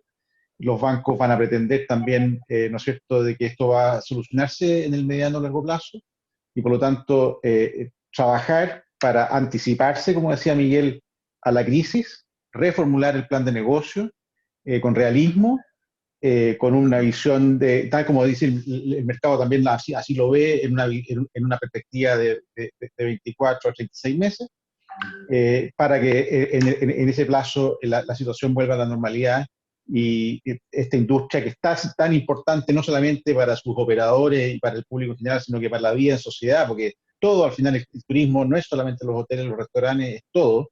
La gente, la gente le gusta salir, es necesario descansar. Los viajes de negocio efectivamente son parte de la industria del turismo también. Entonces, al final la actividad humana está estrechamente vinculada a el turismo en sus distintas formas. Y por lo tanto no podemos prescindir de él, muy a pesar de lo que diga Ferran Adrià, que por lo demás creció también a la larga de esta misma industria. Por lo tanto, es una frase un poco feliz. Así que con eso, muchas gracias y muchos saludos. Ok, gracias Manuel. John, desde México, ¿qué últimas palabras, recomendación le haría a este país chico, con solamente 4 millones de turistas, que es un país turístico sin duda, un país largo, con muchos destinos turísticos y lugares maravillosos como Atacama, Patagonia, en fin, pero también estamos con problemas internos, ¿no es cierto?, que ustedes lo han tenido, y también, bueno, la pandemia igual que todos. ¿Qué harías tú? ¿Qué recomendación final le haría a Chile, a los empresarios, al gobierno, a nosotros? Yo haría una reflexión que no solo sería Chile, sino a las 134 personas que nos están viendo, que es, este es un mal que cuando empezó era mucho más grave de lo que es ahora, pero que sin embargo los gobiernos, algunas autoridades, personas, lo siguen viendo como fue originalmente. Estamos muy cerca de tener una vacuna. Hemos aprendido que hay tratamientos y forma de tratar a la gente que no existía al principio de este mal. También hemos aprendido como buenos acá mexicanos que hay remedios caseros que te ayudan a resolver la enfermedad. También en los hospitales ya saben cómo atender a la gente. Por ejemplo, en los primeros días llegaban respiradores a México, pero nadie sabía cómo operarlos, y entonces tu posibilidad de morir si entrabas a un hospital era mayor que si te quedabas afuera del hospital. Y afortunadamente ya están aprendiendo. O sea, el tema de buenas prácticas y toda esta combinación de cosas ha reducido en forma importantísima la letalidad. La gente ya no se muere. O sea, el hecho de que tengas coronavirus no quiere decir que te vas a morir. Aunque seas del grupo de riesgo, es muy factible que vas a sobrevivir. Y eso no era así hace apenas 3 meses. Entonces, imagínense cómo va a estar cuando la ciencia y la humanidad jamás le ha dedicado más tiempo a algo científico que al coronavirus. ¿Cómo vamos a estar dentro de 3 meses? Y por eso yo tengo enormes esperanzas de que esto va a salir mucho más pronto de lo que todos creemos, y que finalmente, como nuestro país, después de la conquista, que todos saldremos adelante. Y Chile no será la excepción.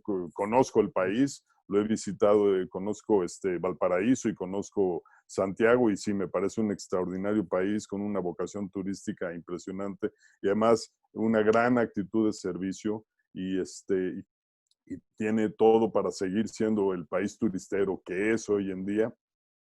Pero tiempo al tiempo, extend and pretend, y vamos a salir todos adelante, ¿no? Oye, bueno, me quedo con la sensación de los los 4 mensajes muy positivos, más positivos que yo antes del seminario. Les agradezco los 4. Solamente agregar 2 cosas acá, que ayer obviamente una muy mala noticia desde el punto de vista de la vacuna, porque el grupo que era AstraZeneca con la Universidad de Oxford, que teníamos muchas expectativas, fracasó el ensayo. Pero la buena noticia es que en Francia, la última cifra indican que en las últimas 2 semanas llegaron al pic de contagios más que en el mes de mayo, pero básicamente no hay muerte. Entonces, efectivamente, quizás los más débiles murieron al comienzo, quizás allí la experiencia acumulada, ¿no es cierto?, los últimos 3-4 meses ha ayudado a que en el fondo las clínicas, los doctores estén mejor preparados. Aquí hubo mucha prueba y error, por lo tanto podemos esperar que en los próximos 3 meses podamos tener en Chile y en México, en otros países, segunda, tercera ola, pero la probabilidad de muerte es mucho más baja. Así que es una buena noticia para todos los ciudadanos, sobre todo los que están en riesgo. Así que, en resumen, yo creo que efectivamente se nos viene una temporada primavera-verano con muchas preguntas, pero también creo que hay un montón de herramientas y hay que tener fe, buena actitud y, obviamente, pedirle al Estado, a los bancos y a todos los estamentos y gremios que sigan haciendo la pega y ayudando para que esta industria pueda ser mucho mejor de lo que era hasta antes y incorporar el tema de la sustentabilidad y el cambio climático, que sin duda, John, eso para otro seminario, es una pregunta que se va a hacer muchos de los consumidores de aquí para adelante, de cómo incorporar la variable de la sustentabilidad en el viaje, que sin duda tiene una huella de carbono importante. Así que eso sería. Muchas gracias a todos por participar, gracias a ustedes por escucharnos, con mucha paciencia. Claudia, estamos cerrando, así que eso sería. Muchas gracias a todos, muy interesante. Qué ganas de seguir conversando, ¿verdad? Tenemos harto para analizar y la verdad es que hoy día las variantes son tantas y nos hacemos tantas preguntas. Pero bueno, ¿qué decirles? Las pantallas, los socios de hoteleros, siempre todos ustedes van a ser muy bienvenidos, así que siéntanos como parte de su casa, lo que necesiten, por favor, cada uno de ustedes, Iván, Miguel, Manuel, John y Hernán, ustedes saben que estamos aquí para entregarle valor a la industria de la hotelería y el turismo, así que muchísimas gracias y espero poder verlos pronto en un mejor escenario y a lo mejor con un buen beso y abrazo, ¿verdad? Y ya sea esto parte de la historia. Muchas gracias, excelente miércoles a cada uno. Te felicito, Hernán, por el contenido de los speakers y por el tema. ¿Qué más decirte? Excelente. Y gracias por el aporte a los socios. Gracias a ustedes, Lucas. Un abrazo. Muy buen día. Muchas gracias. Encantada. Chao. Hasta luego. Chao. Chao.